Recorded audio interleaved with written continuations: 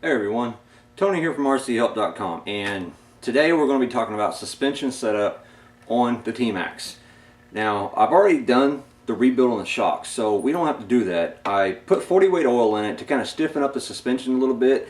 The red springs always seem to be just a little weak. They allow a little bit too much body roll, and I just personally don't like it. So I put 40 weight oil in, stocks 30, and it did help a bunch.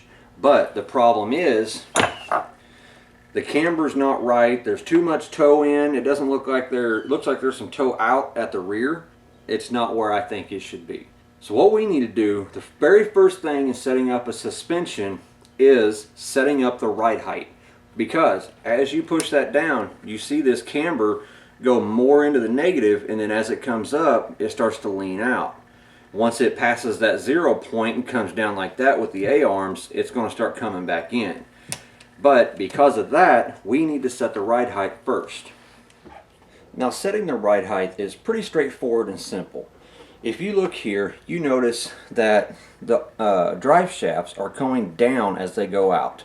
That means the front end is too high, but I just set that down. What you want to do is either want to push down on it or you want to drop it from about a foot. Now, as you can see, the suspension it's pretty level. What you want to look at is the drive shafts. Don't worry about anything else. The center of the truck might be just a little bit low. Like I say, pushing it down does the exact same thing as dropping it. It's just dropping it's a lot more fun. So let's check the back. Now, the suspension is way too low in the rear. As you can see, the center in here is lower than the outside. These you want perfectly horizontal. Now, when you're setting these up, make sure to do it on a flat, hard surface. Concrete works, a countertop works, all that works. Now what you need to do is you need to figure out what spacers to put in. Like I say, the front might be just a little bit low. I'm going to go ahead and keep it like that because I like it to be just a little bit lower than stock so that it doesn't want to tip over in the turns. The rear is going to need quite a bit. When you got your T-Maxx, you should have gotten a whole bunch of packages that look just like this. All the spring spacers and all of the spring pistons. You got pistons that have one hole. There's another one that went here that's got 2 holes, and then this one has 3 holes. One hole is going to provide more dampening, 3 holes is going to provide less. If I find that 40 weight is just a little bit too much, I can go to what would feel like 35 weight by putting in these 3 holes and taking out the 2 hole. But right now, the truck feels solid. So what we need to do is we need to figure out which one of these spacers are we going to have to use to get the ride height correct in the rear. Now, because of the amount of drop that this thing does have and just how drastic those drive shafts are, what we're going to do is we're going to take the biggest shim we can find and stick them in there. To install the shim, it's really easy. Just pull down on the spring collar and snap it on. Now, as you can see, I only installed the shims on the 2 far back shocks.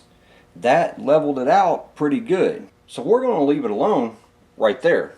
Now, if you don't want to stagger your shocks, what you can do is you can find a spacer that is half as thick as those and put it on all 4 shocks. Theoretically, that should provide the same amount of lift, if not just a hair bit more. Now that we have that set up, now it's time to start working on the camber. Now, when you're setting the suspension up on these, you're going to need a couple tools. One is a camber gauge. This one's made by RPM. I've had this thing for years and it works absolutely perfect. It's got a dial over here. If you guys are into helicopters, you know what a pitch gauge is. It is just like the pitch gauge. Then you're going to need one of these. This is a toe-in gauge. Do you have to have these 2 tools? No, you can do this with a regular square and a tape measure. Those 2 tools can do it. These 2 tools just make it a lot easier. Now what we need to do is set the camber. Now, I have my camber gauge set to -1 degree of camber. Negative means the top is going to be leaning in. If I put it up, you can see we got a huge gap down here. So what we need to do is we need to take the top and pull it all the way in. T-Maxx has a default setting. All the way in should be 1 degree of negative camber. We're going to test that. Make sure, don't use the big one, use the small one. there is an Allen wrench through that big hole. The big one is not a camber adjustment. The big one is just to hold those balls in and set your backlash. So the first thing you want to do, get your Allen wrench in there and screw that in all the way. Do the same thing for the bottom. According to the instruction manual, you should never have to touch that top camber adjustment. Only touch the bottom to bring it out a little bit to lean that tire in. Now that we have both of them pushed all the way in, let's check. I'm telling you, that is right at 1 degree of negative camber. Perfect. Now we need to do the other 3 tires. Now that we adjusted the camber and pushed all of those balls all the way in to where they are supposed to be according to the manual, look at all the toe end that is on this thing now. Now the rear is going to be a little bit harder to set up, but that's where digital calipers come in. You want to measure each one of these rods and make sure they are the exact same length. Now you're going to need a tool. You're going to need a tie rod wrench. This one works really well, but I've had this one for a long time. It matches my car, it matches my race car, so this one's the one I'm going to use. Now the first thing we're going to do is we're going to do the front toe end. What you want to do is turn the radio on, set your sub trim to 0 right in the middle. Then we are going to adjust these until they are perfect. Radio's on, truck's on, 0 out the trim, there's full left, there's full right, right there is 0. Kind of move the wheel a little bit just to get an idea of where it's going to land. The only time we're going to move this now is with the tie rods. Now the way you use these is you'll loosen this up and then go to the front and you will measure from center to center. Then once you got that measurement, put it under the truck and then measure from center to center again. Now I can already tell just by looking at it that I have a lot of toe in. So I know the front of this tire needs to go out, the front of this tire needs to go out. It looks like this one needs to go out just a little bit more though. Now when you set up your tie rods, set it up to where pulling it down is going to do the same thing for each wheel. Pulling it down over here actually pull the front out. Well, pulling it down over here is pulling the front in. That's wrong. The best way to do this would be to take this tie rod off and flip it around. But we're not going to do that. Now I can see that they're kind of facing a little bit to the left, both of them. So what I'm going to do is I'm going to pull this one in a little bit more and pull this one the other way and try to set this thing up so that you don't have to put any trim into it and you'll have the maximum amount of trim if you happen to get into a wreck and you knock something out of whack. Now that we've adjusted them and they look pretty straight, now we need to take our tool and measure again. On these right here, you've got these nice flat areas right on the front tires. Measure to those. Right there's pretty good. Now measure the back side. Now on this gauge, you'll see these lines right here. What that is you'll actually measure the back side and you'll bump this up against the center of that wheel, and then when you come over to the front, this is going to tell you each one of those is a degree. It's going to tell you how many degrees of toe in you actually have. I am setting right at 0 degrees. I might be just a little bit toed out, but I mean just a fraction of a degree. But I'm going to leave it that way. When I was doing alignments for tire shops, on any front wheel drive car, there's a safe area when you're doing an alignment for the toe in. On a rear wheel drive car, I would toe it in just a little bit more because when you take off it's going to want to straighten out. Front wheel drive car, I'd toe it just on, it's not really toed out, but it would be on the outside of the toe end. That way whenever those front wheels start pulling, they're going to pull straight. This is a 4-wheel drive vehicle. It has drive to these front tires, so having that little bit of toe out, once this thing kicks in and starts pulling forward, those tires are going to start to come together. That is perfect. Now we need to move on to the rear. Now the rear, we don't need the radio. Shut your truck off, shut your radio off.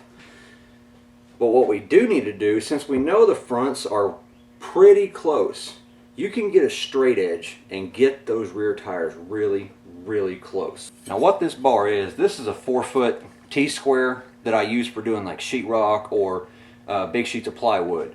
This is going to work perfect with that nice flat edge. Here you can see just how much toe in this thing has. I mean, I'm talking a crap load.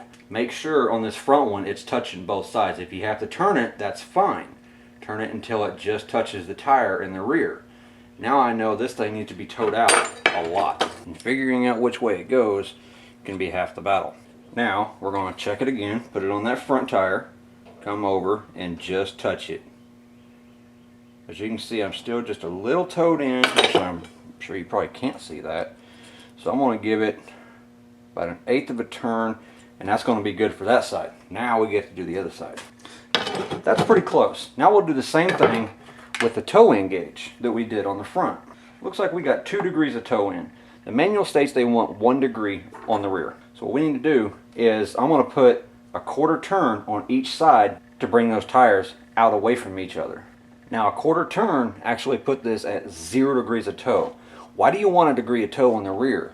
That is so the rear will track perfectly straight, because it's always wanting to come in towards the center point. So I know all I got to do, 1/8 of a turn, 1/8 of a turn, that should set me right at 1 degree.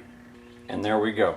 We have a perfect 1 degree of rear toe in. Now I know it may seem redundant, but go back after you set your toe in and set your camber again, or at least check it. Once you're done with all that, your suspension is set up correctly. Now what we need to do is, if you're having a problem with the truck just tipping over, you go into a turn and it tips over. Now any top heavy truck, if you go into a turn fast enough, it's going to tip over. Just get used to that fact and slow down. But there are ways that you can make a truck handle better going into a turn with a higher rate of speed. The first, take your shocks and lay them down as much as you can. Laying the shocks down is actually made for high-speed turns. Standing the shocks up is more for jumping. The reason we have everything in the middle hole is because these are ground pounders. Ground pounders, they're going to be doing high-speed turns, they're going to be doing jumping, they're going to be doing everything.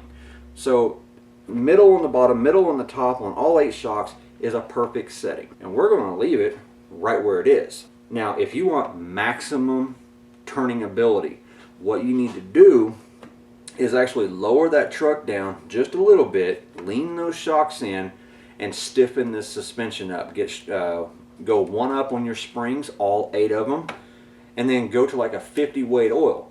But remember, this thing is not, it's going to jump like a tank with that heavy of a suspension. This is just for flat track oval racing, or if you got a nice flat yard and you just want to tear the crap out of it. If you do it and you hit a jump, this thing's just going to bounce all over the place like it doesn't have any suspension. So guys, I hope that kind of helps you out on setting up the camber, the toe in, front and rear, and the ride height. This thing is sitting perfect. I love it. We are 1 step closer to putting this truck up for sale, guys. Come over to the forum and visit us. I look forward to seeing you there. rchelp.com. See you in the next video.